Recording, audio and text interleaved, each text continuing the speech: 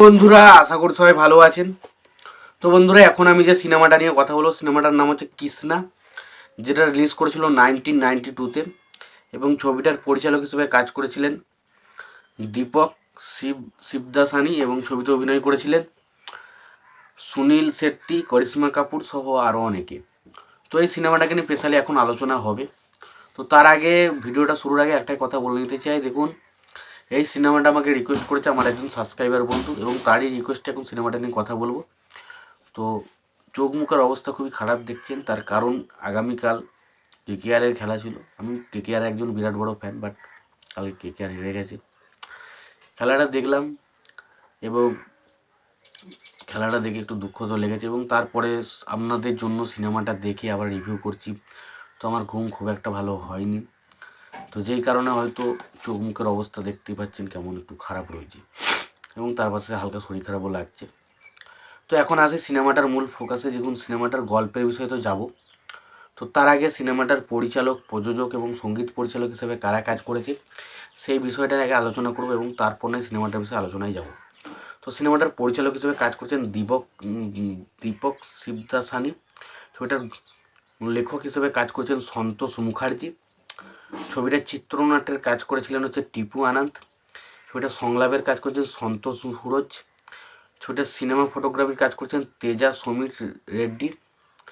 ছবিটার সঙ্গীত পরিচালক হিসেবে কাজ করেছেন অনু মালিক। ছবিটার ছবিটার রান টাইম হচ্ছে 164 মিনিটের মতো।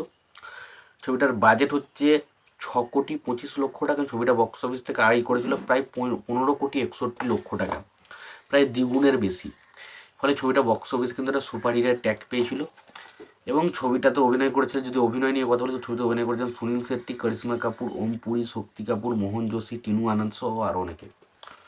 তো এটা পুরোপুরি একটা অ্যাকশন ঘরানার ছবি, যেখানে আমরা সুনীল শেট্টিকে একটা এক ধরনের অ্যাকশন করতে দেখি। এবং সেই সময় সুনীল শেট্টি যে সময় আসে 90s সময়, সেই সময় কিন্তু সুনীল শেট্টিকে প্রেজেন্ট করা হতো অ্যাকশন হিরো হিসেবে। সেই সময় কিন্তু দেখুন, 90s শাহরুখ সলমান খানের বিষয়টা আলাদা ছিল। শাহরুখ সলমান খানকে দেখতে একটু চকলেট বয়ের মতো ছিল, এবং তাদের ছবিগুলো আপনি যদি লক্ষ্য করেন দেখবেন তাদেরকে বেশিরভাগ ছবিতে একটা হিরোইজম, মানে তাদেরকে একটা প্রেমের সুপারহিট হিরো এরকম, মানে তাদের প্রেমের অ্যাঙ্গেলটাকে তাদের ছবির মধ্যে বেশি ফোকাস রাখা হতো। বাট সেই সময় সলমান খান, সানি দেওয়াল থেকে শুরু করে সুনীল শেট্টি, তাদের যে সিনেমাগুলো ছিল সেগুলোতে তাদেরকে স্পেশালি যেটা হতো অ্যাকশন জনরের জন্য তাকে ছবিগুলো দেখানো হতো। এবং গোবিন্দ আবার একটু অন্যরকম টাইপের সিনেমা করতো। সে আবার একটু comedy plus action plus romance, তিনটে জিনিস কিন্তু তার ছবির মধ্যে ভেরিয়েশন থাকতো। তো এই ছবিটা একটা পুরোপুরি অ্যাকশন জনরের ছবি, সেটা কিন্তু দেখতে খুব ভালো লাগে। এবং পাশাপাশি সুনীল শেট্টির পারফরমেন্স ছবিতে ব্যাপক ছিল, এবং সুনীল শেট্টি এবং কারিশ্মা কাপুরের মধ্যে যে কেমিস্ট্রিটা, সেটাও কিন্তু দুরন্তভাবে ওয়ার্ক করে ছবির মধ্যে। ছবির গান, এই ছবির গানের মধ্যে ঝাঝারিয়া তেরি ঝনক কে চুনরি মে, ওই যে গানটা অভিজিতের গলায়, তো ব্যাপক ছিল গানটা। এবং বাকি গানগুলো কিন্তু ভালো। তো ওভারঅল সিনেমাটা কিন্তু ওটা বেশ ভালো এন্টারটেন করার মতো সিনেমা। তোমাদের যদি মনে হয় সিনেমাটা দেখবো, অবশ্যই দেখো।